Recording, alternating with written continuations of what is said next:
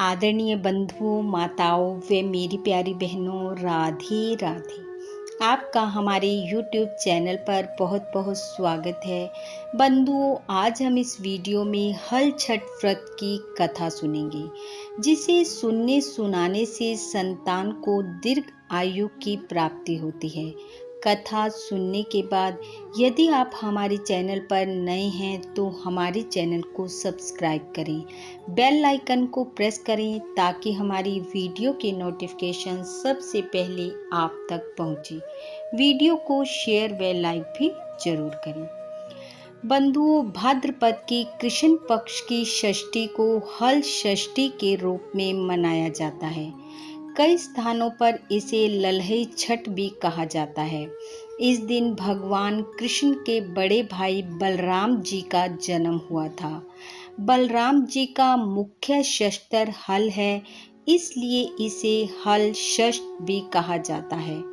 इस दिन महिलाएं अपनी पुत्र की लंबी आयु और मंगल कामना के लिए षष्ठी देवी की पूजा कर व्रत धारण करती हैं।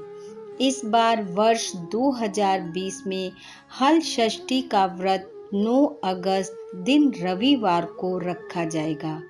इस दिन महिलाएं हल के द्वारा जोता गया अन्न और फल नहीं खाती और ना ही गाय का दूध या गाय के दूध से बने किसी अन्य पदार्थ को भोजन के रूप में लेती हैं। इस व्रत को धारण करने वाली महिलाएं तालाब में उगे पसही, तिन्नी का चावल या पचहर के चावल और भैंस के दूध दही को ही भोजन के रूप में ग्रहण करती हैं। शाम के समय हल छठ में झरबेरी, कुश और पलास तीनों की एक एक डाली एक साथ बांधी जाती है। जमीन को धो लीप कर चौक बनाया जाता है। उसके बाद हल छठ को वहीं रखा जाता है, पूजा की जाती है, हल छठ की कथा कहानी सुनी जाती है और संतान की दीर्घ आयु की मंगल कामना करती हुई महिलाएं अपने व्रत को पूर्ण करती हैं। आइए सुनते हैं हल षष्ठी की कथा। एक गांव में एक ग्वालिन रहती थी, जो कि दूध दही बेचने का कार्य करती थी। एक समय ग्वालिन का प्रसव काल नजदीक था। एक ओर तो वह प्रसव पीड़ा से व्याकुल थी और दूसरी ओर उसका मन गोरस यानी कि अपने घर में रखे गाय के दूध दही को बेचने में लगा हुआ था। उसके मन में ये विचार उठ रहा था कि यदि प्रसव हो गया तो इतना दूध दही बेकार चला जाएगा। ये सोचकर उसने दूध दही के पात्र को अपने सिर पर रखा और बेचने के लिए निकल पड़ी। परंतु कुछ दूर चलने पर ही उसे असहनीय पीड़ा होने लगी और वह वहां पर स्थित एक झरवेरी की ओट में चली गई। वहां उसने एक पुत्र को जन्म दिया। पुत्र जन्म के पश्चात फिर से उसके मन में गोरस बेचने की इच्छा जागृत हो गई। उसने अपने नवजात शिशु को वहीं झरवेरी की ओट में रखा और गांव में दूध दही बेचने चल दी। संयोगवश उस दिन हल षष्ठी का व्रत था और उसके पास गाय और भैंस का मिश्रित दूध दही था।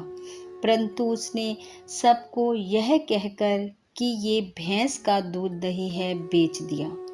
दूसरी तरफ जहां झरवेरी के नीचे उसने अपने नवजात शिशु को छोड़ा था, वहीं पास के खेत में एक किसान हल चला रहा था कि अचानक किसान के बैल भड़क उठे और हल का फल वहां लेटे हुए उस बालक के पेट में लग गया, जिससे उस बालक की मृत्यु हो गई। जब किसान ने यह दृश्य देखा तो वह बहुत दुखी हुआ। फिर भी उसने हिम्मत और धैर्य से काम लिया और झरवेरी के कांटों से ही बच्चे के चिरे हुए पेट को सिल दिया और उसे वैसे ही छोड़कर चला गया। कुछ देर बाद जब ग्वालिन दूध दही बेचकर झरवेरी के पास पहुंची तो अपने पुत्र की अवस्था को देखकर अत्यंत विलाप करने लगी और पश्चाताप करते हुए कहने लगी कि उसने आज के दिन झूठ बोलकर गांव वालों को दूध दही बेचा है। ये उसके पाप की ही सजा है जो उसके पुत्र ने भोगी है। वह पश्चाताप करने लगी और अपने किए पाप को बताने और उसकी माफी मांगने के लिए गांव में गई। उसने गांव में गली गली जाकर सबको अपने द्वारा किए पाप और उसके फल स्वरूप मिले दंड के बारे में बताया और सबसे अपने किए की माफी मांगी। तब उसके पश्चाताप को देखते हुए सर्वधर्म रक्षार्थ उस पर रहम करते हुए गांव की स्त्रियों ने उसे क्षमा किया और उसे आशीर्वाद दिया कि षष्ठी देवी की कृपा से तुम्हारे बालक की रक्षा हो।